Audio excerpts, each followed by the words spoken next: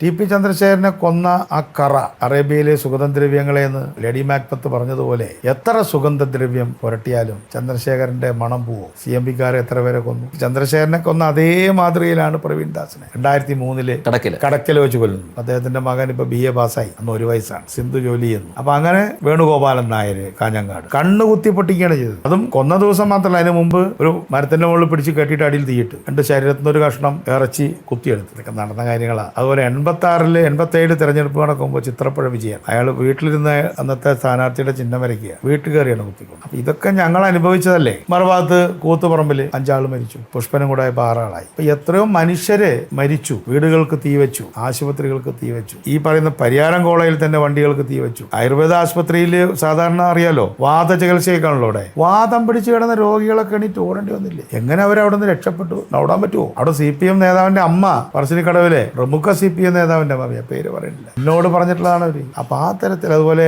MVRന്റെ മകള്, അവരുടെ അമ്മ, മരുമകന്റെ അമ്മ, അവർക്ക് 10-15 ഏക്കർ സ്ഥലമുള്ള ഒരു പഴയ വീട്ടുകാരൻ, അവരാ നാട് വിട്ടു. എന്നിട്ട് കണ്ണൂർ ടൗണിൽ വന്ന് താമസിക്കേണ്ടി വന്നു. MVR പാപ്പനശ്ശേരിയിൽ നിന്ന് കണ്ണൂർ ടൗണിൽ വന്ന് താമസിക്കേണ്ടി വന്നു. ഇതൊക്കെ എന്തിനു ചെയ്തു? എന്തിനായിരുന്നു ഇതൊക്കെ കാണിച്ചു കൂട്ടിയത്? അപ്പൊ CPM എന്ന് പറഞ്ഞൊരു പാർട്ടിക്ക് ദേഷ്യം വന്നാൽ അവരെന്ത് ചെയ്യും? പക്ഷെ എന്താ സംഭവിച്ചത്? ഇന്ത്യയിൽ ഇപ്പൊ ഇവിടെ കൂടെയല്ലേ ഉള്ളൂ. പെട്ടെന്ന് നമുക്ക് തോന്നും നമ്മുടെ ശത്രുക്കളായി മാറും എന്ന് കരുതുന്ന ശിശുക്കളെ കൊന്നാൽ എല്ലാ പ്രശ്നവും തീരും. പക്ഷെ ആ ശിശുകത്തിക്ക് വേണ്ടി കൊടുക്കേണ്ട വില ഭയങ്കരമാണ്.